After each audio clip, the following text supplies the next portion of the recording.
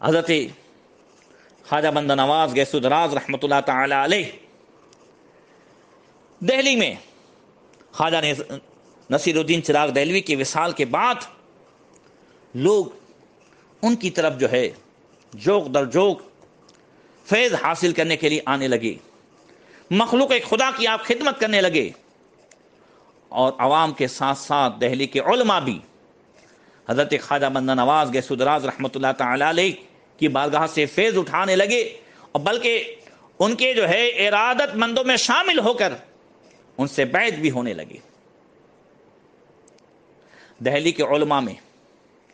جب مولانا حسین حضرت خواجہ بندہ نواز گیسو دراز کے حلقہ بیعت میں داخل ہوئے تو حضرت مولانا حسین کی بہن کے ایک داماد تھے جنہیں حضرت خواجہ بندہ نواز گیسو دراز سے اتنی عقیدت نہیں تھی۔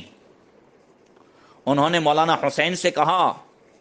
کہ آپ نے سید محمد کے اندر کیا دیکھ لیا ہے کہ مرید ہو گئے؟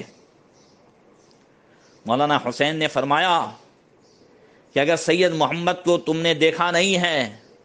اگر تم دیکھ لیتے تو معلوم ہوتا کہ وہ کیا ہستی ہے، وہ کیا شخصیت ہے۔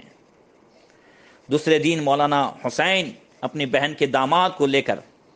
حضرت خواجہ بندہ نواز گیسو دراز کی خدمت میں حاضر ہوئے۔ خواجہ بندہ نواز ایک تخت پر تشریف فرما تھے، سر پر عمامہ تھا اور ہاتھ میں سرخ چمڑے کا پنکھا لیے ہوئے تھے۔ مولانا حسین کی بہن کے داماد کے دل میں یہ خیال پیدا ہوا کہ اگر یہ صاحب کرامت بزرگ ہیں، اگر یہ صاحب نعمت ہیں، تو پنکھا اور عمامہ مجھ کو عنایت فرمائیں گے، مجھے بھی پتہ چل جائے گا ہاں یہ کچھ ہیں۔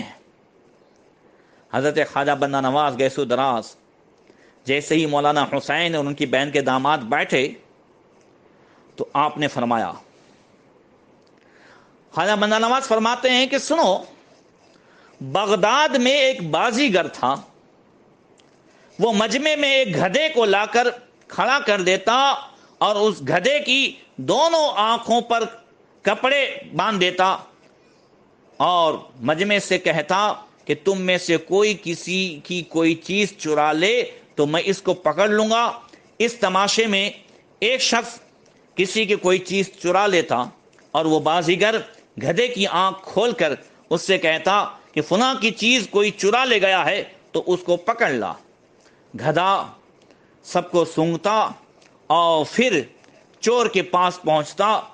اور چور کے کپڑے کو دانتوں سے پکڑ لیتا اور اس کو کھینچ کر بازیگر کے پاس لے آتا۔ اس قصے کو سنانے کے بعد حضرت خواجہ بندہ نواز گیسو دراز فرماتے ہیں، سبحان اللہ،